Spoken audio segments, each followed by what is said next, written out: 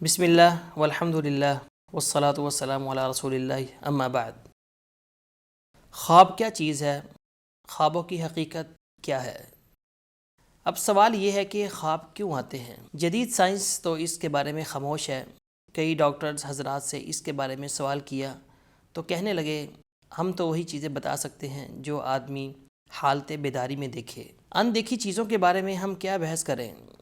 ماہرین طب نے اس کے بارے میں بحث کرتے ہوئے کہا ہے، خواب دبائی گئی رغبتوں اور خواہشات نفس کی صدائے بازگشت ہے، مگر یہ محض خواب کا ایک حصہ ہے۔ یہ ظاہر ہے کہ سارے خواب اسی نوعیت کے نہیں ہوتے۔ فرائڈ اپنی پوری مذہبیت اور اپنے نظریات پر پختگی کے باوجود مانتا ہے کہ خواب مستقبل کے واقعات کے بارے میں ہوتے ہیں اور صحیح ہوتے ہیں، گو وہ ان کی کوئی وجہ نہیں بتا سکا۔ لوگوں میں مانوس نفسیاتی کیفیت کا نام خواب ہے۔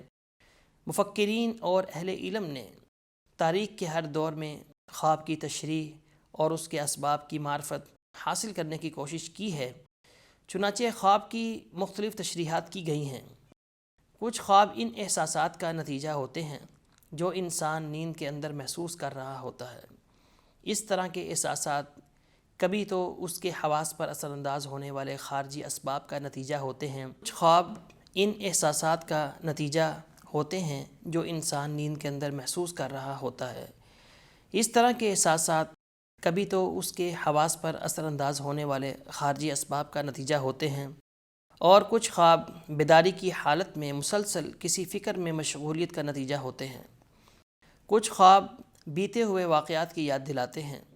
خواب کی تشریح میں ماہرین نفسیات کے ہاں فرائڈ کا نظریہ سب سے زیادہ مشہور ہے، جس کے مطابق خواب انسان کے لاشعوری متحرکات کی تعبیر و اظہار کا رمزیاتی طریقہ ہے۔ جدید ماہرین نفسیات نے ان خوابوں پر گفتگو نہیں کی جو پیش گوئی کی نوعیت کے ہوتے ہیں یا سچے خواب ہوتے ہیں اور آئندہ پیش آنے والے واقعات کی نشاندہی ہیں۔ قرآن حکیم نے پریشان کن، پیچیدہ اور الجھے خوابوں کو اضغاث احلام کہا ہے۔ سچے خواب کے لیے قرآن حکیم اور احادیث میں الرؤیا کا لفظ استعمال کیا گیا ہے۔ رؤیا کی قرآنی تفصیلات کا مسلم مفکرین کی آراء پر بڑا اثر ہے اور انہوں نے قرآن مجید کی روشنی میں رؤیا کی تشریح کی ہے۔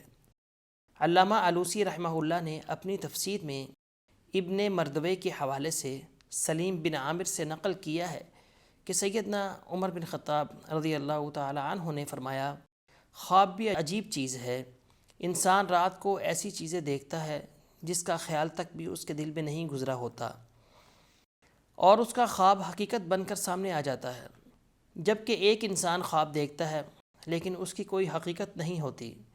سیدنا علی رضی اللہ تعالی عنہ فرمانے لگے، امیر المؤمنین، کیا میں اس بارے میں کچھ عرض کروں کہ اللہ رب العزت فرماتا ہے، اللہ یتوفی الانفس حین موتها واللتی لم تمت فی منامها فیمسک التی قضى علیها الموت ویرسل الاخرى الی اجل مسمى۔ اللہ ہی موت کے وقت لوگوں کی جانیں قبض کرتا ہے، اور جس کی موت نہیں آئی ہوتی اسے اس کی نیند میں عارضی موت سے ہمکنار کرتا ہے، پھر وہ اس روح کو روک لیتا ہے جس پر اس نے موت کا فیصلہ کر دیا ہو، اور دوسری کو ایک مقرر وقت تک واپس بھیج دیتا ہے۔ اللہ تعالیٰ نیند میں تمام نفوس کو اپنے پاس بلا لیتا ہے، اور جو نفس عرش الہی کے پاس جا کر بیدار ہوتا ہے تو وہ رؤیا صادقہ ہے، اور جو اس سے پہلے ہی بیدار ہو جاتا ہے وہ جھوٹا خواب ہے۔ ابن سینا کے نزدیک پریشان خواب جسمانی احساسات کی تاثیر سے رونما ہوتے ہیں۔ بعض ماہرین نے یہ رائے دی ہے کہ نیند کے دوران انسان کی روح باہر نکل کر مختلف مقامات کی سیر و تفریح کرتی ہے۔ ان کے نزدیک دوران سیاحت روح جو کچھ دیکھتی ہے اسی کا نام خواب ہے۔ یہ رائے مسلم مفکرین کی اس رائے کے موافق ہے کہ دوران نیند روح جسم سے نکل جاتی ہے۔ جدید ماہرین مسلم مفکرین کی طرح رؤیا صادقہ اور خواب پریشاں میں فرق نہیں کرتے۔ تفسیر مظہری میں قاضی ثناء اللہ پانی پتی رحمہ اللہ لکھتے ہیں، خواب کی حقیقت یہ ہے کہ نفس انسان جس وقت نیند یا بے ہوشی کے سبب ظاہر بدن کی تدبیر سے فارغ ہو جاتا ہے تو اس کو اس کی قوت خیالیہ کی راہ سے کچھ صورتیں دکھائی دیتی ہیں، اسی کا نام خواب ہے۔ ناظرین کرام، یہ تھے جدید اسکالرز اور مسلم مفکرین کے خواب کے بارے میں خیالات کہ کیوں آتے ہیں۔